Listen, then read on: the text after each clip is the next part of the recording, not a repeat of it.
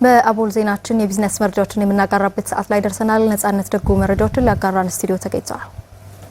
ነጽ መልካም ጊዜ ከመረጃዎች ጋር አመሰግናለሁ ፈትያ። መልካም ተመልካቾች እንደምንላችኋል። የሰዓቱን የቢዝነስ ጉዳዮች ይዘን ቀርበናል። አብራችሁን ቆዩ።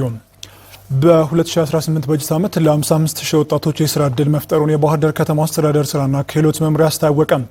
በ2019 በጀት ዓመት ደግሞ 49 ሺህ ለሚጠጉ ዜጎች የስራ ዕድል ለመፍጠር ታቅዶ ዝግጅት እየተደረገ መሆኑን መምሪያው ገልጿል። ማማነሽ ገኔ በዝርዝር ትነግረናለች።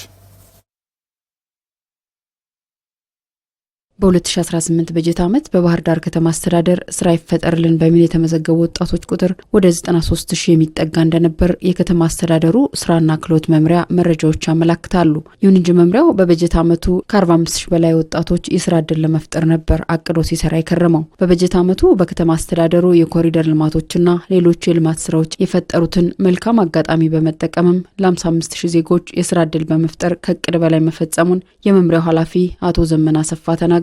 55 ሺህ የሚሆኑ ስራ ፈላጊዎች በቋሚና በጊዜያዊ ስራ ዕድል ፈጥረናል። ከዚህ ውስጥ ወደ 36 ሺህ የሚሆን ቋሚ አቅደን ነበር። ከእቅዳችን በላይ ወደ 38 ሺህ በጀት ዓመት ፈጥረናል።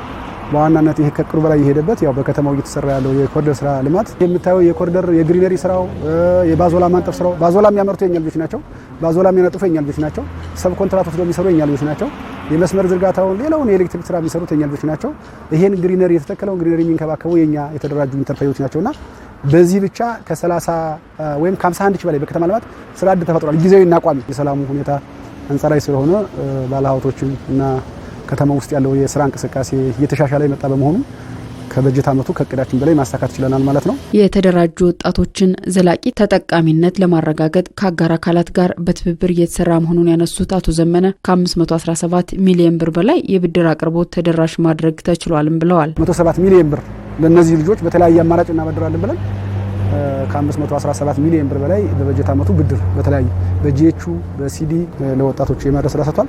ወደ 449 ሄክታር መሬት እንለያለን ብለን በበጀት ዓመቱ 12.7 ሄክታር መሬት ለይተን ይህንን የለማ መሬት ለስራ ፈላጊ ወጣቶች የማዳረስና የማሻሻል ስራ ተዋል። በ2019 በጀት ዓመትም መምሪያው ከ49 ሺህ በላይ ለሚሆኑ ወጣቶች የስራ ዕድል ለመፍጠር ዝግጅት እየተደረገ ነውም ተብሏል። ካሁን ባለው በ2019 ወደ 49500 በላይ ስራ ዕድል እንፈጥራለን ብለን እቅድ ይዘናል።